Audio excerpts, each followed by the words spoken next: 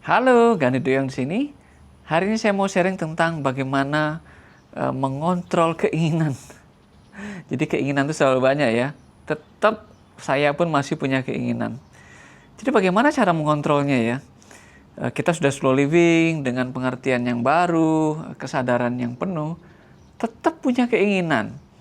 Terus bagaimana kita mengontrolnya ya? Memilah antara keinginan, kebutuhan. Nah, ini tidak mudah. Dan ini membuat saya juga berkali-kali harus berpikir ulang. Dan ini memang tidak mudah. Hari ini saya mau contohkan tentang beberapa keinginan yang akhirnya saya beli dan ada juga yang saya tolak.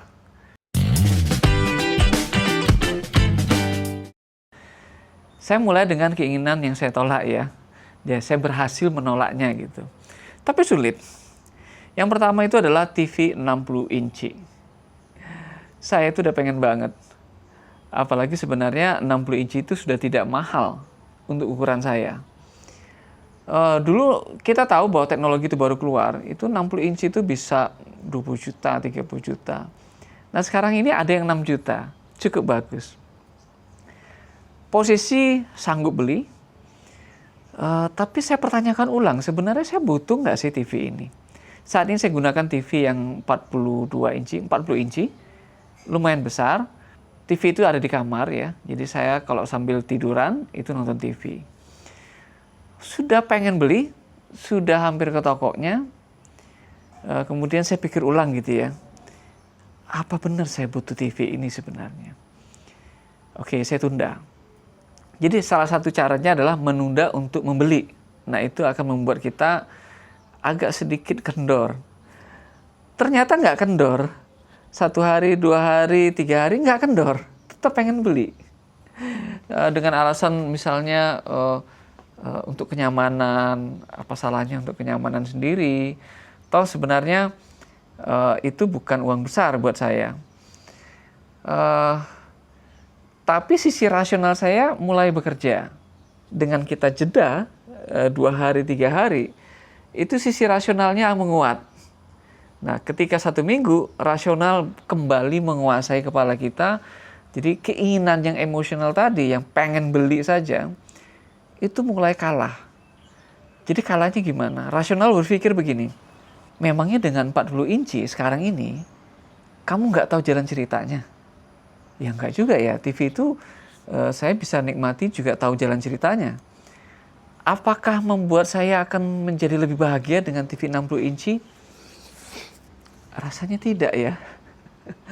Karena gambarnya itu buat saya masih oke. Kalau kita nggak membandingkan gambar antara 4K dengan gambar yang biasa, mungkin Full HD gitu ya, ya nggak ada masalah. Tapi kalau kita udah terbiasa nanti dengan 4K, begitu nonton yang Full HD, itu kelihatan banget. Ini mumpung mata saya tidak berevolusi menjadi 4K, jadi Full HD ini nggak ada masalah. Tidak menjadi masalah karena tidak ada pembandingnya. Kemudian saya pikir lagi, dengan 60 inci, sebenarnya apa yang saya dapatkan? Kepuasan batin, itu sebentar doang itu sepertinya. Toh setelah itu nonton seperti biasa dan saya tidak menikmati sampai gimana-gimana terhadap TV yang 60 inci itu. Dan setelah 10 hari, tuntas sudah keinginannya kalah dan hilang. Jadi saya berhasil. Nah, keberhasilan tidak membeli TV 60 inci itu menjadi kenikmatan. Karena saya berhasil mengontrol diri dan itu kemenangan. Nah, kemenangan itu juga membawa kebahagiaan. Jadi, nggak jadi beli, tapi bahagia. Jadi bagus gitu ya. Kita bisa merubah keinginan, terus menderita karena nggak dapat. Tapi setelah itu, kita jadi bahagia karena berhasil menolak. Berhasil mematahkan keinginan. Nah, itu TV. Kemudian ini adalah keinginan saya yang akhirnya terkompromikan. Tidak ditolak, tidak beli yang mahal, tapi dikompromikan. Misalnya begini, saya tuh pengen sekali dengan sepeda baru ya. Apalagi sepeda baru itu dengan alasan emosionalnya, mungkin ada sedikit rasional, tapi kurang kuat, bahwa sepeda itu memberi saya kesehatan. Dan saya patut membeli barang mahal demi kesehatan, gitu ya. Nah, kemudian mulai tuh cari sepedanya. Mau dibilang mahal sekali ya, tidak sampai semahal-mahalnya orang road bike ya. Road bike itu bisa 200 juta untuk sebuah sepeda ya. Ini 15 juta, sepeda baru ya. Sepeda untuk touring dan itu menyehatkan badan, ini alasan cukup kuat untuk beli. Kemudian saya tunda. Apakah benar dengan sepeda itu saya menjadi lebih bahagia? Bukankah sepeda ini juga sama, memberi kesehatan juga, nggak ada masalah dengan sepeda ini. Sepeda yang baru itu juga tidak lebih ringan, tidak juga memberikan kenyamanan lebih. Nah, terus apa gitu ya? Kita tunda. Seminggu kemudian, 2 minggu kemudian, ini agak lama nih. Kemudian saya coba memberikan alasan yang lebih masuk akal untuk yang sisi tidak membeli. Dengan sepeda bekas yang saya punya ini, ya saya beli di sekitar 250 Sing dolar, berarti sekitar 2,5 sampai 3 juta gitu ya. Saya punya keunggulan loh. Karena dia bekas, saya jadi tidak menyayanginya seperti benda baru. Ya, tidak sampai saya jaga gimana-gimana gitu ya.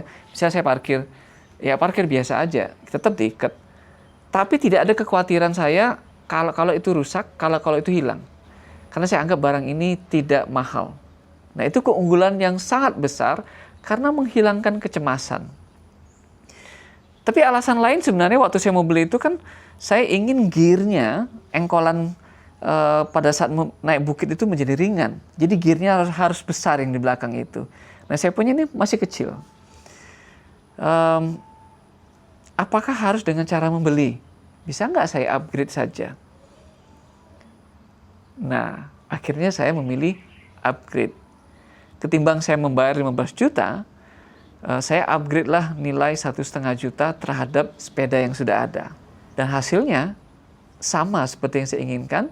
Pada saat saya nanjak tinggi, yang agak terjal gitu ya, agak miring gitu, itu sudah lumayan ringan. Jadi tujuannya tercapai, secara fungsi tercapai, tapi secara gengsinya saya hilangkan. Biarlah sepeda ini bekas, merek biasa, Giant, tidak jelek-jelek amat ya, tapi bukan merek mahal. Udah, cukup oke. Jadi saya menghemat 30 juta, karena 2 unit ya, dengan 3 juta. Jadi saya beli untuk istri saya ganti, dan mengerjakannya pun saya nggak bawa ke bengkel, jadi saya kerjakan sendiri. Karena kalau ke bengkel itu paling tidak mungkin 400.000, 500.000 untuk masangnya ya, karena memang banyak yang dipasang. Orang slow living itu harus berpikir ulang setiap kali mengeluarkan biaya. Bukan pelit, tapi ini adalah cara baru kita untuk berhemat, karena kita nggak tahu, duit kita nggak banyak, kita harus berhemat untuk hal yang bisa kita kerjakan. Kalau saya mengerjakan sendiri, ya lama. Yang pertama itu saya pasang 1 minggu. Kalau bawa ke bengkel mungkin sehari selesai. Ya nggak apa-apa ya, orang slow living tuh kaya waktu, jadi nggak ada masalah mengerjakan sendiri sambil lihat video. Bagaimana cara pasangnya, kemudian kita perbaiki, kita coba pasang, salah ulang lagi gitu. Nah, setelah saya selesai 1 minggu ini, saya beli lagi untuk istri saya punya, dan pada saat masang dia punya mungkin menjadi 2 hari, karena udah lumayan ngerti. Jadi keinginan beli sepeda baru itu menjadi terkompromis, jadi berunding di kepala kita ya, kita dan kita. Kita yang emosional, kita yang rasional, berunding, dapat jalan tengah, tetap mendapatkan fungsi, dan ini adalah kebutuhannya. Kebutuhan sebenarnya adalah fungsi supaya sepedanya pada saat goes tanjakan lebih ringan. Kalau saya punya remnya masih rem biasa, dan saya butuh rem hidrolik, dan itu sangat penting untuk keselamatan. Jadi memang ada kebutuhan. Jadi sebenarnya sepeda itu tergolong kebutuhan, bukan keinginan. Dia bisa menjadi keinginan ketika mau yang baru. Tidak kita bedah sampai ketemulah sebenarnya fungsinya yang saya inginkan, dan saya dapatkan itu tanpa harus mengeluarkan 30 juta, tapi cukup 3 juta. Nah, sekarang yang ketiga. Yang ketiga ini berkaitan dengan kamera. Saya kan pernah cerita dulu, saya merekam itu pakai iPhone X, iPhone 10, bekas pula ya, saya udah pakai lama, dan itu ternyata ada kelemahan yang saya biarkan saja, Menurut saya itu masih oke gitu. Nah, apakah ini keinginan atau kebutuhan? Jadi ada dua keinginan sebenarnya, satu kamera action untuk naik sepeda, satu untuk rekaman. Itu keinginan. Kemudian terjadi compromise lagi. Nah, compromise ini sebenarnya kita lagi membedah untuk mencari apa sebenarnya yang saya butuhkan. Butuh atau keinginan. Nah, saya cerita dari handphone dulu ya.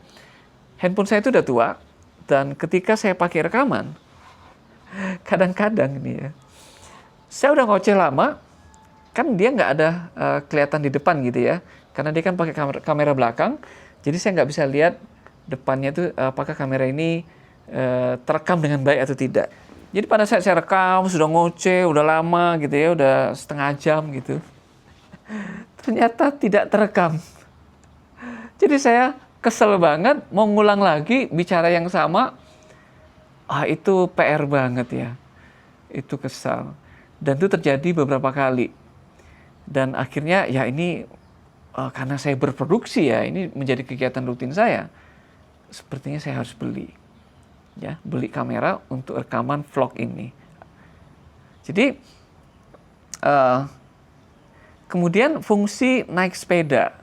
Kalau Anda lihat saya naik sepeda, itu kan bagus tuh ya, mulus gitu. Itu pakai GoPro.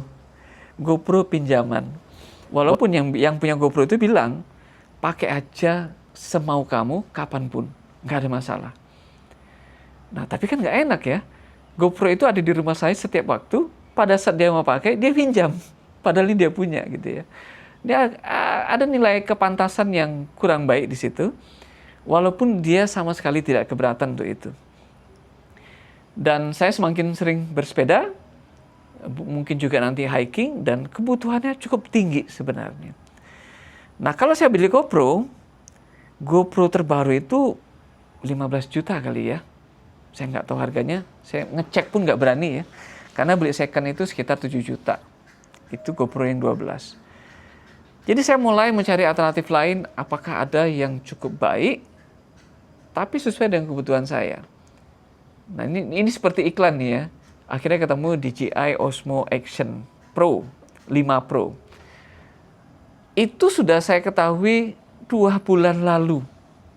Dan saya masih menundanya untuk membeli. Lumayan mahal.